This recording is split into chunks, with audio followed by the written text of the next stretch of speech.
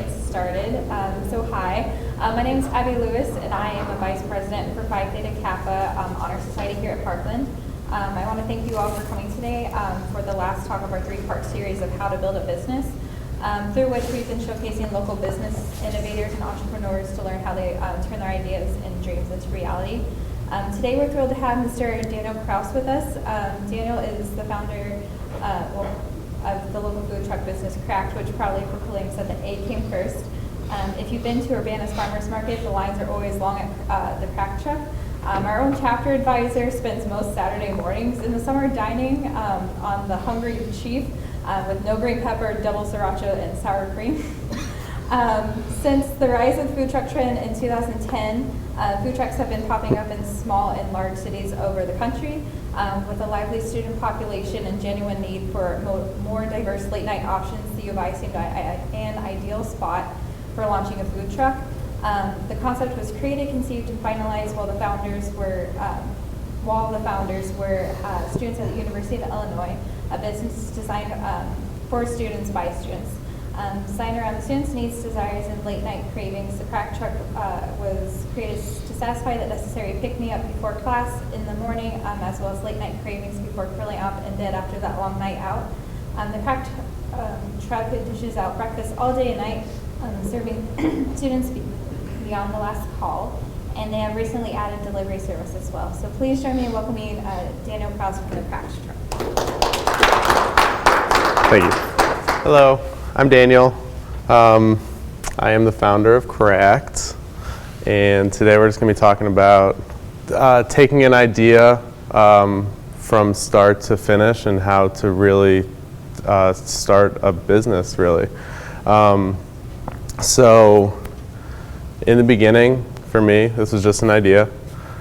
I've always wanted to be in the restaurant industry, and I have been working in the industry since I was 14 years old. Doing everything from flipping burgers and dropping fries at my local concession stand at my local pool to delivering food and liquor at Wrigley Field. I then moved on to have a couple internships up north in some restaurants, and that's when I kind of realized that this is the industry I wanted to be in. So when you are coming up with a business idea, really the best advice that I could give to you is that a great business is something that answers a question for a need. How this all originally started for me was I had this internship with a company called Let Us Entertain You in Chicago. They own a ton of restaurants up north. They started Maggiano's, Corner Bakery, Mona Amiga B, Cafe Barbariba, places like that. And part of the internship was to create a restaurant concept with a group of people. And throughout the summer, you were going to basically build the concept. So every week you got together with your group, you talked about your menu, you talked about accounting, marketing, finding a location, kind of everything. And the leaders of the company came and they talked to us about their expertise, and they helped us kind of move forward. So I came up with this concept. It's called Cracked, and it was going to be an omelet bar in Chicago. And so I came up with all these fun omelet ideas and kind of designs for the walls and how the restaurant was going to be laid out. And I was really excited about this idea, and I wanted to turn this into something real. And one of the seminars that we had, someone came and sat down with us and said, well, how are you going to get businessmen and students to eat these in the morning? These people are on their way to work and they're in a hurry. So how are you going to get them into your doors to sit down for 45 minutes and order and eat an omelet? So then that sparked a great question for us. Yeah, I mean, we're missing an entire market of basically to-go breakfast. How do we get students, faculty, staff, businessmen, people that need to get in and out and go to work?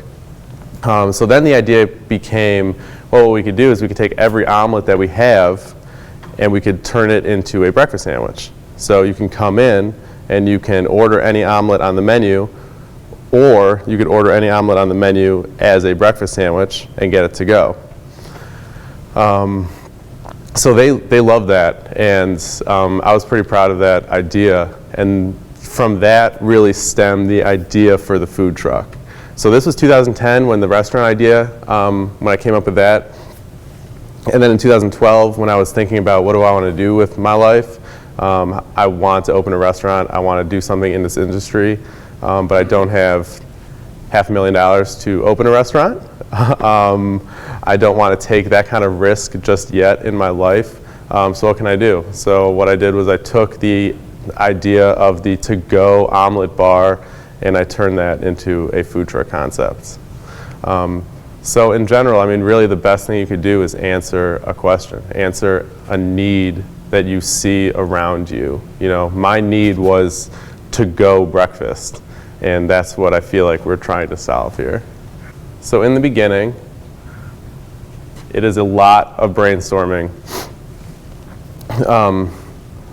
I was a second semester senior, 2012, when we first basically started working on the concept. And what I did was, I mean, I had 18 hours of class, but you know, I was taking like the history of baseball and like kayaking and stuff like fun stuff like that. So I would like sit in the back of class and I would just write down ideas.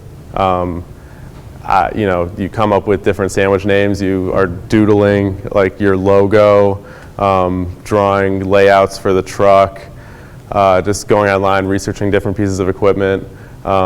You know, I don't exactly recommend this, but sitting in the back of class basically with my headphones in, like taking like food sanification quizzes while the teacher was talking. But there really are no stupid ideas.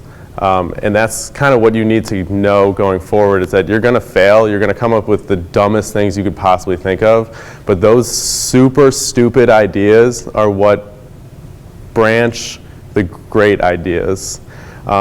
My startup notebook was just filled with stupid ideas. I mean, it was like a novel of stupid ideas.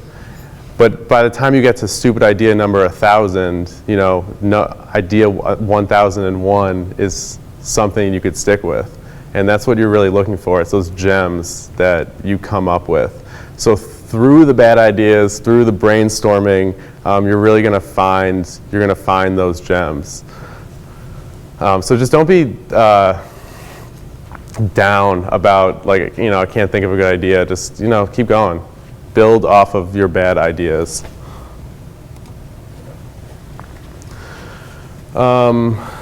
So it really depends on the industry that you are in and how much money you will need. It's totally different for everyone. If you're going to be a tech startup, you know, you may need $2 million in your first year to do something like that. And you may need a venture capitalist to do that with you. In my case, I needed $50,000 and a business partner basically to get this thing going. The beautiful thing about the food truck for me was that it had a low barrier to entry, which means that, you know, kind of anyone can really do it if you want to. There is a reason that you see so many food trucks now on campus and just in town in general, is that because anybody can open a food truck. You don't need any real special skills to physically open it. You need to be good at what you do and have a good concept to keep it going, but really anybody can just go and do this. For me, and I honestly, again, this depends on the industry that you're in, the business that you want to get into, but finding a business partner or finding someone in general that you like, you trust, you could bounce ideas off of, is one of the biggest things that you could possibly do going forward and to help you grow a cohesive brand. When you're by yourself, which I have been at stages throughout this company, you kind of take for granted having someone there with you. Even if you don't even like that person, just having someone there with you to say, yes, that's a good idea, no, that's a bad idea, you know, how about this? How about we try that? You know, I saw this in a restaurant, you know, back in Ohio, and I think that might be a good idea. Just having someone there with you to to play around with these ideas and do some of the supplementary things that you cannot always do. Admittedly, I am not a very organized person at all. My student handbook looked like total crap. Like, my calendar was never filled. Like, I had a very hard time keeping myself organized. And the biggest thing that I knew I needed was someone to keep me and my own thoughts organized. I approached my best friend at the time. His name was Jeremy. We had gone to high school together. We went to U of I together. And he was planning on going to law school. And I approached him, and he was like the most organized black and white person I've ever known in my entire life. Kept a schedule for absolutely everything, a to-do list for everything. And I knew this was the guy. I mean, one, we were best friends, like we communicated very well and we liked each other. And two, I knew he had these supplementary skills that I didn't have to help me grow a cohesive business. What I was good at was the restaurant side. I was good at front of house, back of house. I was good at concepts and marketing and branding and food, really over everything. But what I wasn't good at was, being a secretary. I wasn't good at sending emails and keeping us organized and keeping a long to-do list of everything that we needed. While we were starting, we were basically doing this out of my dorm room. I mean, it was an apartment at the time. And we would just sit there, and Jeremy would keep this to-do list of 100 things that we had to do every single day, or that week or that month or whatever. And I hated this to-do list.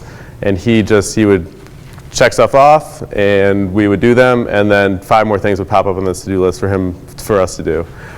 So I truly hated him, like, for this, but I knew that he was such a necessary piece to this puzzle. For us to really move forward properly, that you hate him, but you also love him at the same time. Another big thing is protect yourself legally and financially. You don't realize this when you first start, because everything is like the greatest thing in the world when you're starting a startup, and it's just everything's happy and fun, and you're going to have the best life, and you're going to be free, and you're not going to work for anyone ever. Wrong about everything. I started with this with Jeremy, but I also had a third business partner who had about 10% of the company, who, to be honest, I didn't care for very much. And it was at the point of no return that I realized that I didn't exactly want to be his business partner anymore, where we all started to fight. He had equity in my company, Jeremy had equity in my company, and we were all starting to disagree about everything. Everything. We didn't agree on anything. And it felt like to me that the two of them were constantly teaming up on me. Now, being the person that I consider myself to be the one with the vision and the one who created this concept and idea, I didn't want to give at all. When I had an idea and I wanted to do something, I wanted to go do that. I didn't want these two people to team up on me and then tell me that I couldn't do this anymore. In some cases that helped me, in some cases that hurt me. But really what it created was a very toxic work environment for the three of us.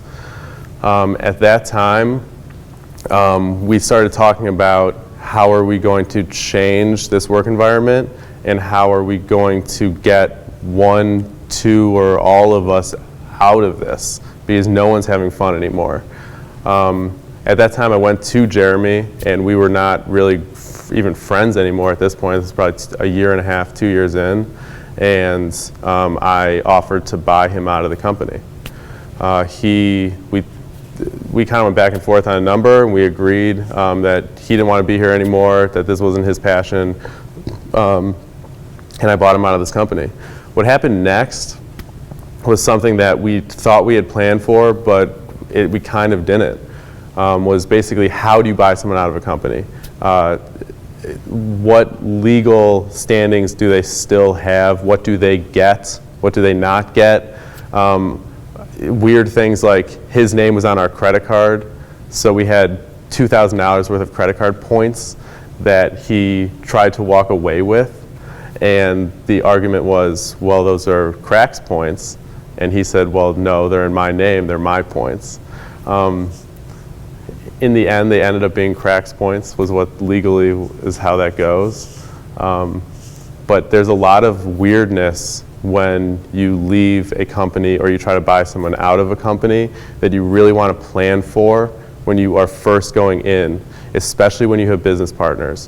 One, you want to incorporate yourself. Incorporating yourself separates yourself from the entity that is your company. So hypothetically, if Cracked were rolling down the street and killed a family of 4, that family could sue Cracked and take away basically everything from Cracked. But since we are a company, I am separate from Cracked, and they can't touch me or my own personal assets. So it's very important that you incorporate yourself and you separate yourself from what your company is based on a liability standpoint. Because if you are not separate from your company and something horrible happens, then they could really take everything from you. So then going forward, I had this third business partner. Again, I told you guys I didn't care for him too much. I didn't think he did a lot. He didn't do what he advertised himself to do. And we had put these legal issues on paper before we kind of went into this. And when he bought out, we knew what we had to do, and it was kind of no ugliness in that part, because we kind of learned from the first partnership agreement on how not to do it. And then the second partnership agreement was much easier when when I bought out Sean, who was my third business partner. So again, when you open a business, when you're starting, especially when you have business partners, you need to put on paper everything. Absolutely everything. It is so important, because I guarantee you that you will have bumps down the road, and in a year time, 2 years time, 3 years time, it doesn't matter, 10 years down the road, you guys could wind up hating each other. And I remember sitting in my kitchen with my parents, with Jeremy, talking about all this legal stuff, and my dad preaching this to me, and us looking at each other and be like, well, we don't need to do that, like, we're best friends, like, we'll be fine, we're going to agree on everything forever, and this is going to be the greatest thing ever. And you just kind of are living in a la-la land. Like, you just don't realize what business actually is, how much work there really is, and how you kind of just start butting heads based on this person wants this person wants this. They both have a different vision for the company, and you start moving in different directions.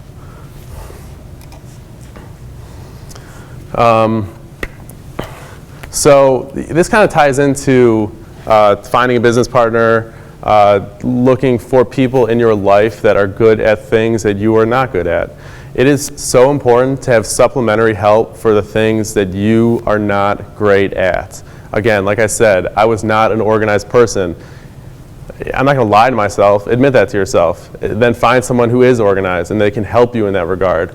I had no experience in business whatsoever. I've never run a business before. I didn't know how to do accounting for a business or bookkeeping in any way. My dad has been an accountant for 40 plus years. When I told him about everything, and he basically told me, if you actually get this thing off the ground, then I will be your accountant. So that was incredibly helpful. I don't know accounting. I didn't go to business school. I don't do bookkeeping. But him kind of being there for me and helping me in the ways that I needed someone to help me with, things that I don't personally know, it helped the company. It really helped the company grow. So look to people that are around you, students, family, friends. Everyone has something to say. When I was a student, so I was in a fraternity house, and I had 100 kids around me at all times. Some of them had awesome skills. Like, some of them were really, really good at like their own things, and everyone had input into Cracked. Does that mean I took all of the input? Absolutely not. But when you hear 100 ideas from different people and one sticks, that's really what is important. It's that one idea that you can kind of run with.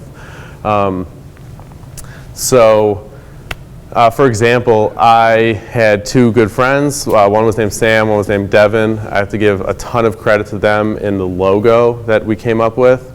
I think that's next, actually. Yeah, okay. So in the beginning, I had this logo. I mean, it really just said cracked. And Devin was a computer digitizer. I couldn't even tell you what the word is. I mean, he was just great with tech. And my friend Sam was a special education major, had no plans on going into art, but she was a great artist. And she came to me and said, I would love a try at creating the cracked logo. And I was like, do it. I mean, come up with something and show me. So I told her what my idea was. I said I wanted to say cracked, and I want the eggs to be on the side, and I want there to be a C and a D, but that's kind of all I gave her. And so these are students. Like, so she came up with she came up with that page all the way on the right, the top one, and then the bottom one. And I was blown away. I mean, I love the Humpty Dumpty, and I love the bottom logo. She wanted to put the C and the D inside of the eggs instead of on the outside. And that's kind of where we differed. And then I just said, can we try it, making the C and the D the eggs themselves? And then she came up with these three down here. I paid them each like a case of beer for this. And to be honest, that's all they wanted. Like, I couldn't pay them anyways, but when they came to me, they said, you know, we just want to be a part of this. And Sam said, you know, I just want everything that you make with a cracked logo on it, I just want one of them. T-shirt, hat, you know, stickers, whatever. And she just really wanted to be a part of it. So the resources around you are amazing. People want to help. That doesn't mean take advantage of free labor, but at the same time, you know, take advantage of people that want to be there for you and people that want to help you grow and succeed and want to just be a part of it. A lot of these people want to do things because they want to put it on their resume. You guys are all students, you know, so a lot of things that we all do, internships, jobs, whatever, is for our own personal resume and career building opportunities. So Devin wanted the ability to digitize that logo, which he did. So he took that image and he put it onto the computer, and he spent like 15 straight hours on that computer just tracing over the logo and creating the logo that you see today. So both of these people, like, you know, I can't thank them enough, and such a shout out to both of them for totally killing this logo, and again, doing it because they loved it and they wanted to. So again, just take advantage of the people around you, the resources you have. People want to help. So here's a couple more, kind of just show you how the art process worked. It was pretty fun. This was like one of the best parts of starting the whole thing, was just getting to be like a creative little kid in a candy shop. I was just like, I want this here and I want that here, and you know, making a city of breakfast food was just like, there's no right or wrong answer. You can just kind of do whatever you want. Your brain just kind of gets to run wild. So really the most fun was the second truck.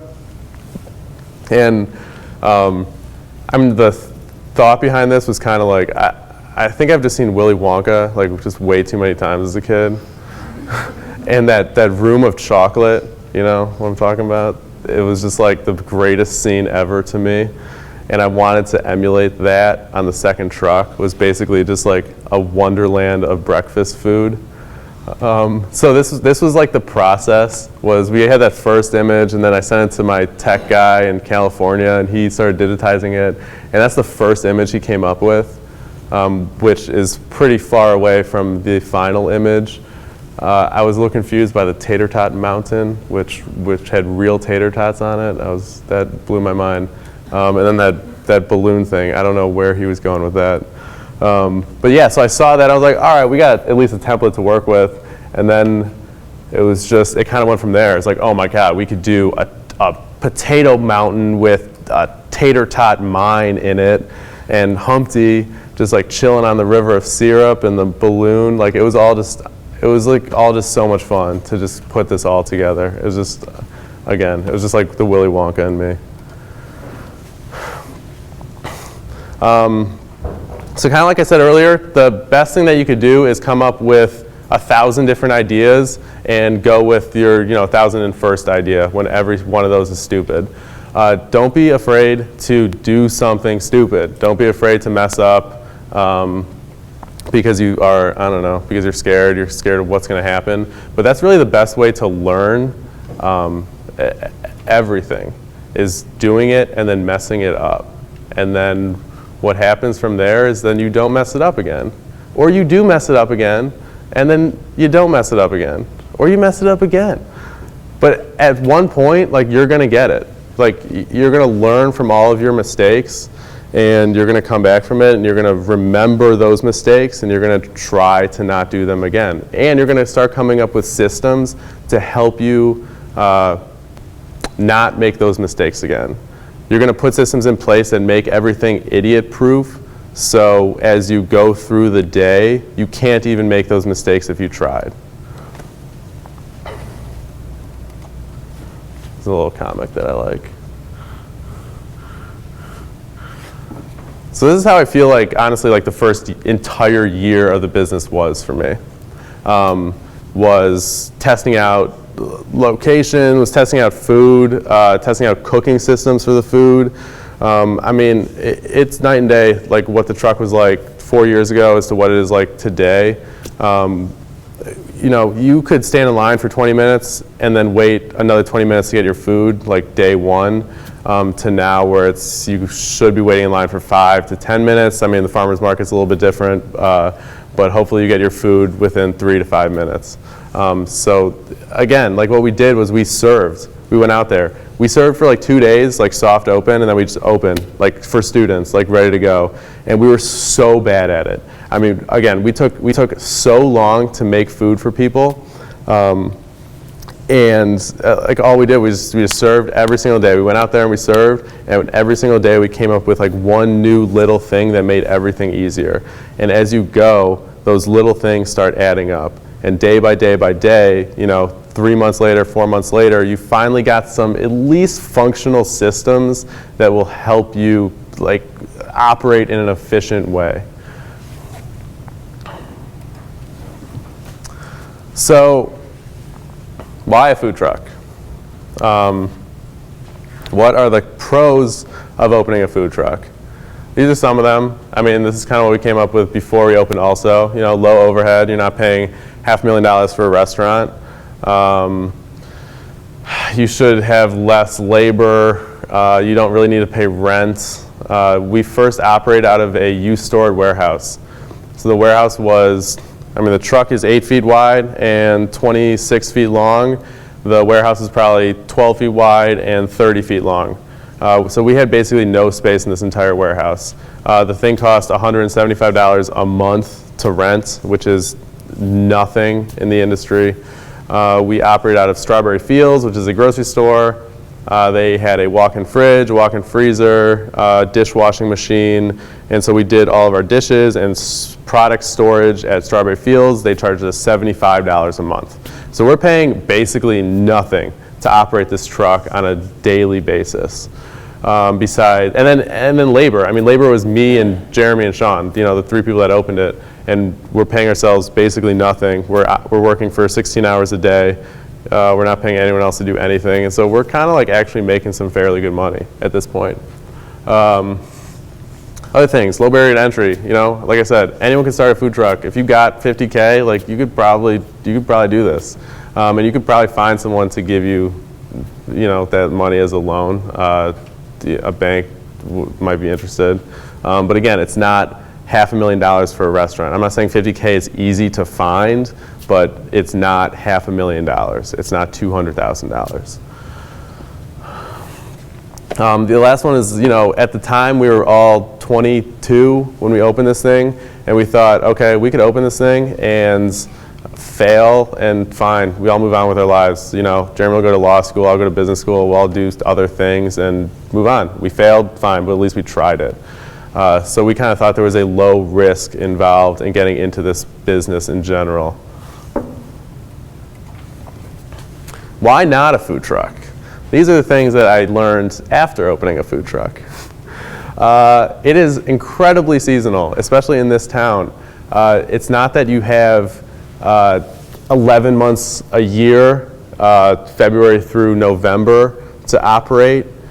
because realistically, I mean, halfway through January, halfway through December, when students leave, like it's a total wash in this town. Like you might as well just shut down, which is totally what we do now. But you also are missing summertime. So you can operate during the summertime, but we park on the University of Illinois campus, which is totally driven on foot traffic. So all of our business is based on foot traffic. So when there are no students going to and from class, there's no faculty going to and from class, we have very little business. So that makes the whole that makes the whole thing very difficult to run, because yes, we do very, very well between the first semester to the end of the first semester and second semester to the end of the second semester, but you're talking about basically 3 to 4 months of no students and no foot traffic, not to mention spring break and Thanksgiving break, where there are no students here. So a business is hard to run when you don't have a constant flow of operating capital. You need cash to constantly be coming into your business so you can pay for everything, for payroll, for your rent. You know, I mean, about 2 years in, I built out a warehouse for the trucks to operate out of. So after the second truck was built, I was in the process of building out a warehouse. It was going to be a commissary, it was going to be storage, it was going to have walk-in fridge, walk-in freezer. I've had this warehouse for 2 years now.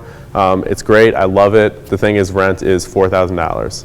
So I've gone from $250 a month in rent to over $4,000 a month in rent, plus utilities. So in December 15th, when students get out of here, my rent doesn't stop. I need to continue to pay rent with no cash coming in. It is very difficult to do. You need to make enough money during the semesters just to pay for yourself to get through winter break and summer break. So those are kind of things that you kind of almost don't think about. It's like, oh, well, I'm just going to kill it. I'm just going to make so much money that it doesn't even matter. But that's just kind of not how it works. The harsh weather, I mean, in Champaign, it's not, you know, we don't have tsunamis, but when it rains, it affects business. When it's very, very, very cold, it affects business. When it's very, very hot, it affects business, and it also affects the truck itself.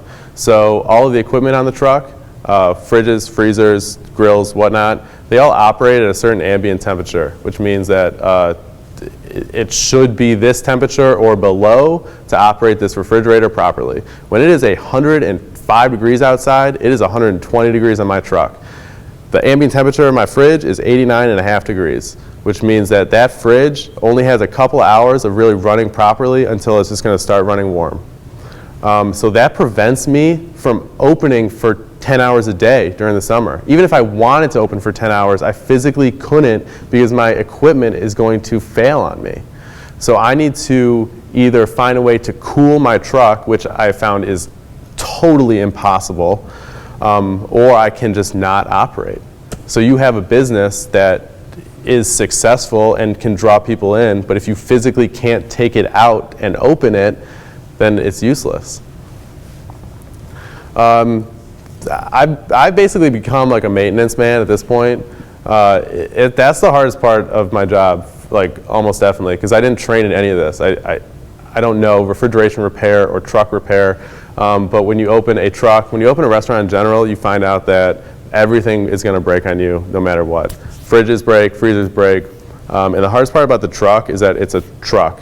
You have tires, you have brakes, you have an alternator, you have an engine, you have oil that needs to be changed. We drove our first truck for 6 months without changing the oil because none of us even thought of it. It wasn't like, again, first 6 months of business, like we weren't thinking about our truck. We weren't thinking about changing the oil and taking care of this truck. We were thinking about making money. We were thinking about getting it out every day and operating. How do we get these systems down? And we're driving down the road and it just like starts dying on us and we just hear this like pop, pop, and the truck just dies right in the middle of university. So we call Reynolds. They bring out this huge tow truck. They get us towed to our auto body. And the guy that works on my trucks is like, yeah, you don't have any oil in your engine. Like, it has been running dry for probably 2 weeks now. We're like, oh my God, that's such a stupid problem to have. And so he showed me the engine, and it had these two, they looked like bullet holes, like in the bottom of the engine. The engine basically exploded on itself.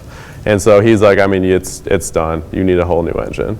So 6 months in, with basically no startup capital left, we had an $8,000 engine repair on our brand new food truck.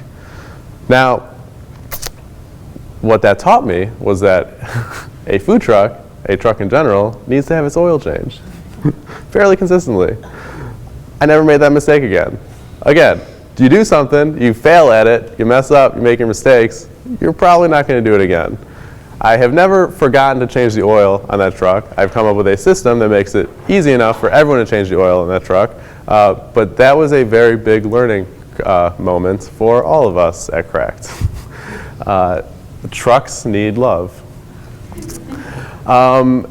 Everything else, electricity. You have a generator. The generator is mobile. It's portable. It is out in the rain. I can only run if my generator is running. I have 2 generators on each truck. So if my generator fails, then I don't have a truck. I don't have service. Each generator costs me about $4,500 because they're very, very nice and they're very, very quiet. And I love them. However, when you're running a generator 16 hours a day, 6 days a week, you're going to have wear and tear, and that thing is not going to last you forever. It will last you for so long. And again, we learned to change the oil on those generators every 3 times a week is what we do now to make sure they're running properly. But you have portable energy. You're not just plugging into a wall where everything is just perfect. It's totally likely that it rains that day really hard, water gets sucked into that generator by accident, and you just, now that's a $1,000 repair on your generator. So yeah, I mean, the truck is difficult. You kind of look at it as the things I said earlier: low cost, low barrier to entry, low cost, low operating, everything's easy. But really you get into it, it's like, well, what if I want to make this much money? What if I want to be operational for 20 hours a day instead of just 6 hours a day? It's impossible. You physically just cannot do it. So the truck also has its downsides of, you can't just go out whenever you want. You can't just operate for as long as you want. You are limited by your own operation, basically. So here's the current challenge. Here's where we're at, is how do we put Cracked everywhere? So I've learned that I don't want any more trucks because of what I basically just talked about. Not that I don't love them, but there's only so much money to be made in the food truck game. You can only really have 1 or 2. And if you want it to be run on in an efficient way, there's not a ton of money there. What we are doing is we are pivoting to a brick and mortar next semester. We are looking at a space right now. This is actually a really exciting time for us. We have a purchase agreement with a restaurant on Green Street that is hopefully going to be signed today or tomorrow, along with a lease and a contract for that restaurant. Again, hopefully today or tomorrow. We plan on closing on it on December 15th, which is next Friday. But it's all kind of day by day.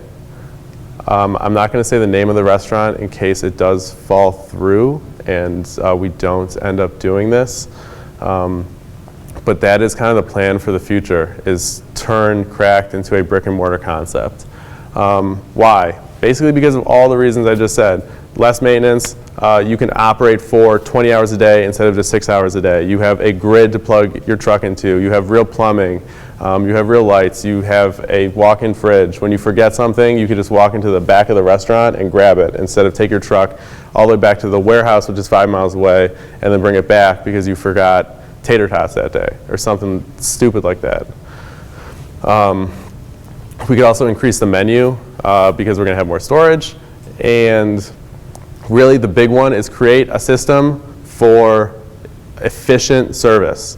So in my mind, I see Cracked everywhere in 10 years. Dream big or don't do it.